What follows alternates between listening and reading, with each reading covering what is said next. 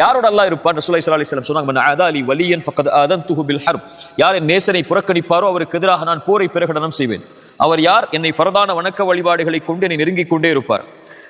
அது மட்டுமல்லாமல் தொடர்ச்சியாக அதோடு சேர்த்து உபரியான வணக்க வழிபாடுகளையும் செய்து கொண்டே இருப்பார். நான் அவரை நேசிக்கும்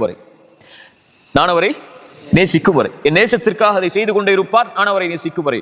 நான் அவரை நேசித்து விட்டால் அவர் பார்க்கக்கூடிய பார்வையாகிறேன், அல்லாஹ் பாதுகாக்கிறான். அவன் நடக்கக்கூடிய காலாகிறேன், அல்லாஹ் பாதுகாக்கிறான். அவன் விரிக்கக்கூடிய கரமாகிறேன், அல்லாஹ் பாதுகாக்கிறான். இதா சஅலனி, அவர் கேட்டால் லவ்தியன்ன, யார் கேட்டால்? அவன் கேட்டால். ஃபலஸ்தஜீபூலி, நபியே என் அடியார்கள் என்னை பற்றி கேட்டால், அந்த அடியார்கள் அல்லாஹ்வுடைய நேசர்கள், அவர்கள் கேட்டால் அல்லாஹ் கொடுப்பான். லவ்தியன்னஹு வ இன் இஸ்தஆதனி, பாதுகாப்பை தேடினால் லவ்ஈதன்னஹு, அவரை நான் பாதுகாப்பேன். சுப்ஹானல்லாஹ். அல்லாஹ்விற்கு எதுவும் சிரமம் இல்லை, அல்லாஹ்வை எதுவும் தடுமாறச் செய்யாது. ஒரு இறை நம்பிக்கை கொண்ட அடியானுடைய உயிரை கைப்பற்றும் போதுதான் அல்லாஹ் தடுமாறுகிறான் என்று ரசூலுல்லாஹி ஸல்லல்லாஹு அலைஹி வஸல்லம். அவனுக்கு வரக்கூடிய அந்த வேதனை அல்லாஹ்வுடைய அல்லாஹ்வை தடுமாற வைக்கிறது. அல்லாஹ்வுக்கு தடுமாறக்கூடிய குணம் அல்ல, அந்த தடுமாற்றம் அல்லாஹ்வுடைய அன்புடைய வெளிப்பாடு. ரசூலுல்லாஹி ஸல்லல்லாஹு அலைஹி வஸல்லம் சொன்னாங்க, அல்லாஹ் அவரை பாதுகாப்பான். அல்லாஹ் ஹஃபீஸ், அல்லாஹ் பாதுகாப்பவர்.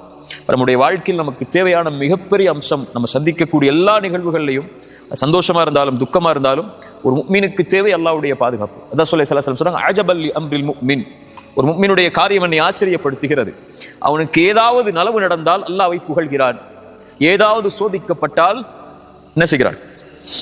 அவன் பொறுமையாகிறான். என்ன பொறுமையாகிறான்? சரி அல்லாஹ் கொடுத்துட்டான், என்ன பண்றது, பொறுமையா இருப்போம் இல்லை, இது அல்லாஹ்வுடைய விதி, அதை நான் ஏற்றுக்கொள்கிறேன் என்று பொறுமையாகிறான். அந்த இரண்டும் அவனுக்கு நலவாகிறது என்று ரசூலுல்லாஹி ஸல்லல்லாஹு அலைஹி வஸல்லம் அதனால தான் சொன்னாங்க. சரியா? இந்த வாழ்க்கை நம்ம எதிர்நோக்கக்கூடிய காலம், நம்ம முன்னாடி இருக்கக்கூடிய இந்த வாழ்க்கை மிக சோதனைக்கும் சிரமங்களுக்கும் இன்னல்களுக்கும் எதிர்ப்புகளுக்கும் எல்லாவற்றுக்கும் உள்ளாகும். இதுல நீங்க யாருடைய பாதுகாப்பை எடுத்துக்கொள்ள வேண்டும் என்பது உங்களுடைய கருத்தில் தான் இருக்கு. மனிதர்களாகிய நம்ம இடத்துல எதுவும் இல்லை, இது வெறும் உடல். இதில் இருக்கக்கூடியது